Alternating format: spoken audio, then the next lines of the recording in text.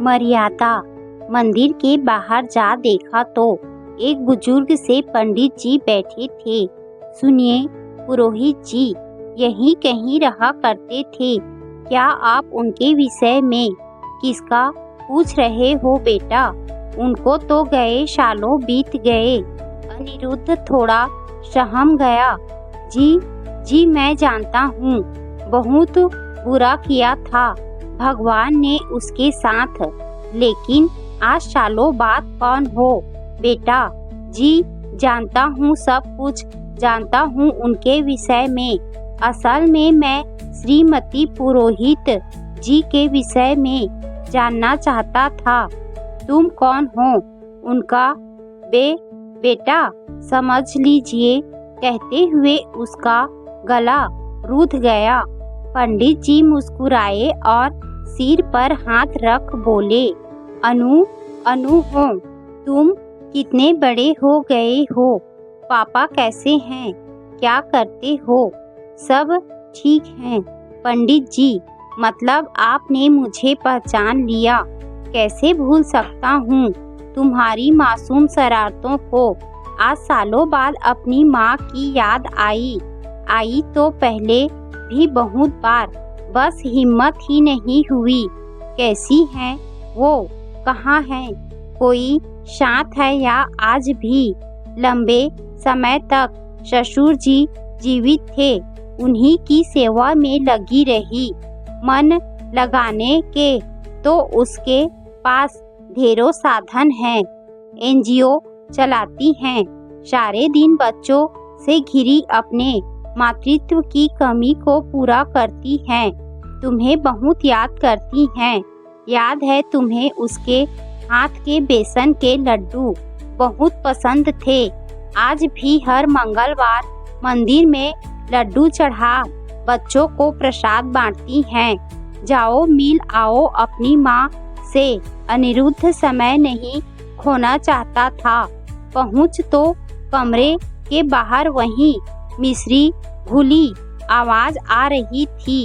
ए car, तो बच्चे मस्ती में बोले, अनिरुद्ध भैया, और कह शरारती अंदाज में हंसने लगे। रुको बदमाशों, अभी बताती हूँ। अनिरुद्ध अपना नाम सुन ऐसे सहम गया जैसे वो छुप के कुछ सुनने की कोशिश कर रहा है और उसकी चोरी किसी ने पकड़ ली हो। तपाक से बोला, आया माँ। इतने बच्चों के शोर में भी अनिरुद्ध की आवाज सीधे उसके दिल पर जा लगी। तेज कदम बढ़ाते एक दरवाजा खोल देखा तो एक अनजान नवयुवक शहमा सा खड़ा एकटक उसे देख रहा था। किससे मिलना है? अभी क्लास पूरी नहीं हुई।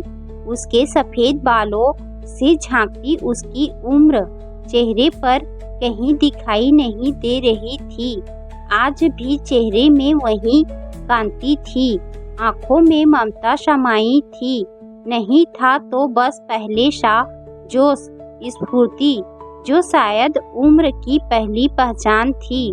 कौन है आप? किससे मिलना चाहते हैं? आपसे, कह अनिरुद्ध गर्दन लटका ऐसे खड़ा हो गया जैसे कभी बचपन में अपनी गलती पर खड़ा हो जाता था। उसने मुस्कुरा अनिरुद्ध के बालों में अपनी उंगलियां फंसा रोते हुए कहा, गलती की सजा तो मिलनी ही चाहिए। कहाँ थे इतने दिन? एक दिन भी अपनी माँ की याद नहीं आई। सब यहीं पूछ लोगी। देखो बच्चों, ये वो नटखट अनिरुद्ध जिसके मैं तुम्हें किस्से सुनाती हूँ। सबसे मिलवा अंदर कमरे में ले गई। माँ, ये क्या हाल बना रखा है? आप तो घर को इतने करीने से रखती थी। तब बिखरने वाला आता था तो जमाने में भी आनंद आता था। अब क्या बचा है? मैं और मेरी तन्हाई। और सुनाओ, आज सालों बाद माँ की याद कैसे आई? माँ, जीवन का एक बहुत बड़ा निर्णय लेना है। आपकी सलाह बहुत जरूरी थी। सोचा जिस विषय में उलझा हूँ। सबके विरोध के बाद भी यदि आपकी राय मिल जाती तो चला आया। मेरी समस्या हल कर समाधान कर दोगी ना माँ? सारे दिन इधर उधर की बचपन की बातें करने के बाद अनिरुद्ध झिझक के मारे कुछ पूछ ना पाया। शादी कब कर रहे हो अनु? जब तुम कह दोगी। मतलब माँ, एक बहुत बड़ी उलझन में उलझा हूँ। हार्ट अटैक से मेरे मित्र का देहांत हो गया था। उसका एक बेटा है, अभी 4 साल का है। वो अपनी हर फरमाइश मुझसे पूरी करवाता है। यहाँ तक कि अपने पापा की छवि मुझ में देखने लगा है। माँ, सच कहूँ तो मैं उस बच्चे को अपनाना चाहता हूँ। उसकी माँ को जब दुखी देखता हूँ तो बहुत तरस आता है, लेकिन अपनाने को दिल गवाही नहीं देता। उसकी आंखें जब मेरी तरफ उठती हैं, एक उम्मीद भरी नज़र से मुझे देखती हैं। सच कहूँ तो दिल के किसी कोने में बच्चे के साथ साथ उसकी फिक्र भी है। तुम इस दौर से गुजरी हो माँ, मुझे क्या करना चाहिए? सलाह दो। अभी आराम कर, कल सुबह बात करते हैं। कह वो कमरे में चली गई। रात भर उसके मन में अनिरुद्ध का बचपन घूमता रहा। कैसे वो उसे उसकी माँ के जाने के बाद अपनी छाती से उसे लगाए घूमती रहती थी। उसकी माँ और वो दोनों एक ही दिन के अंतर से बहू बनकर मोहल्ले में आई थी। कौन जानता था कि किस्मत भी एक सी होगी। जहाँ एक हादसे का शिकार हो वो विधवा हो गई, वहीं बीमारी के चलते 6 महीने के अनिरुद्ध को छोड़ उसकी माँ चली गई। न जाने क्या सम्मोहन था विजय में। जब छोटे से बच्चे को जिम्मेदारी से खिला वो थका हारा आराम करता तो मन उसके लिए बेचैन हो उठता। समाज से डर कर चाहते हुए भी कदम ना उठा पाती। धीरे धीरे अनु बड़ा होने लगा और अब चल कर दौड़ा चला आता। आज उसकी दादी ने बड़े प्यार से कहा, तुम्हारी मैया जैसी ही है माँ। कहाँ तो जैसी उस छोटे से बच्चे को मुझ में अपना संसार मिल गया हो। उसके साथ साथ विजय की चिंता, उसका दर्द सब महसूस कर रही थी। शायद मन ही मन उसकी तकलीफ से आत्मसात हो रही थी। अब इतनी निडर हो गई थी कि माँ आवाज सुनते ही सब लोग लाज और सीमाओं को तोड़ दौड़ी चली जाती। आज दादी ने कहा, बेटा विजय, जीवन अकेले काटना बहुत मुश्किल है। शादी कर ले, अनु के लिए ही सही। लेकिन वो मौन रहता। आजकल अनु का मुंह बोली माँ के पास जाना कम कर दिया था। विजय समझ रहा था कि उसकी दृष्टि बेशक गलत नहीं, समर्पण की है, लेकिन लोगों की नज़र आज वो सोच कर बैठी थी, रख देगी ये प्रस्ताव, अपनी दासी बना लो। आपकी पीड़ा सुन और बेटे के प्रति माँ के फर्ज निभा अपना समय बिता लेगी।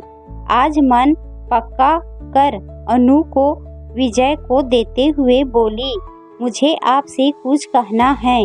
देखिए इसे बुखार है। यदि मैं कह रुक गई। विजय उसे गोदी में लेता हुआ बोला, मुझे गलत मत समझना, अभी बहुत छोटा है, अपना पराया नहीं समझता, लेकिन इतना समझदार है कि दिन ढलते ही घर आने को रोने लगता है। सोचो तो बच्चा होते हुए भी कितनी बड़ी सोच है। हर काम समय और सीमा में हो तो उचित लगता है। जब 4 साल का बच्चा अपना घर अपनी मर्यादा समझता है तो हम भी नादान नहीं, कह विजय चला गया। उसके लिए यह बहुत बड़ा धक्का था। वो विजय की बात का मतलब समझ रही थी। गुस्सा तो बहुत आया जब उसने पराया संबोधन किया। बस फिर उस दिन से अपनी सोच पर लगाम लगा ली। अनु आया करता और माँ से मिल जाता। कुछ सालों बाद विजय ने माता पिता के दुनिया छोड़ जाने के बाद अपना ट्रांसफर बाहर करवा लिया। जब उसने ये सुना तो उसे लगा जैसे उसकी दुनिया ही उजड़ गई है। घर छोड़ जाने से पहले विजय मिलने आए। मुझे कभी गलत मत समझना, जीवन भर तुम अनु की माँ रहोगी। मैं तुम्हारा त्याग प्रेम कभी उसके दिलो दिमाग से मिटने नहीं दूंगा। लेकिन जाने से पहले तुम्हें बताना चाहता हूँ कि अनु की माँ को वादा किया था दोबारा कभी शादी नहीं करूँगा। माँ बाप बन इसको दोनों के हिस्से की खुशियाँ दूंगा। ये जमाना बहुत खराब है। कल तक माँ बाप थे, आज उनकी अनुपस्थिति में तुम्हारा आना इस पाक रिश्ते को सवालों के घेरे में लाकर खड़ा कर देगा। तुम्हारी भावनाएं समझते हुए भी अनजान बना रहा। माफ कर देना। हमारा दूर रहना दोनों के हित में होगा। पुरानी बातें याद आते आते उसके आंसू टपकते रहे और न जाने कब नींद आ गई। सुबह देर से नींद खुली तो देखा अनिरुद्ध चाय बना माँ का इंतजार कर रहा है। पापा कैसे हैं अनु? ठीक हैं। सच कहूँ तो जिस समस्या से घिरा आपके पास आया हूँ, समस्या को हल करने यहाँ भेजने का फैसला उन्हीं का था। उसने हाथ पर हाथ रख कहा, मुझे खुशी है कि मुझे इतने सुलझे हुए माता पिता मिले। इतना विश्वास है तो यही कहूँगी, अपना लो उस लड़की को और उसके बेटे को भी। 2-3 बातें बना सब शांत हो जाएंगे, लेकिन उनका जीवन संवर जाएगा। मुझे खुशी है मेरा बेटा इतना हिम्मती है। जानती हूँ तुम्हारे पापा को मेरा निर्णय सही नहीं लगेगा। वो मुस्कुराकर बोला, माँ पापा ने भी यही कहा था कि तेरा बाप समाज मर्यादा और फर्ज तले दबा था। तेरे हिस्से की खुशियाँ तुझे ना दे पाया। मुझे खुशी होगी यदि तुम किसी की जिंदगी संवारोगे। आप साथ चलोगी ना? नहीं बेटा, मेरा आशीर्वाद हमेशा तेरे साथ है। जिंदगी में कई फैसले समय पर लिए ही उचित होते हैं। मर्यादा में निभाए गए रिश्ते हमेशा सम्मान के पात्र होते हैं। कभी किसी ने कहा था और मैं समाज में अपनी इज्जत देख इस बात को वक्त के साथ समझ पाई हूँ।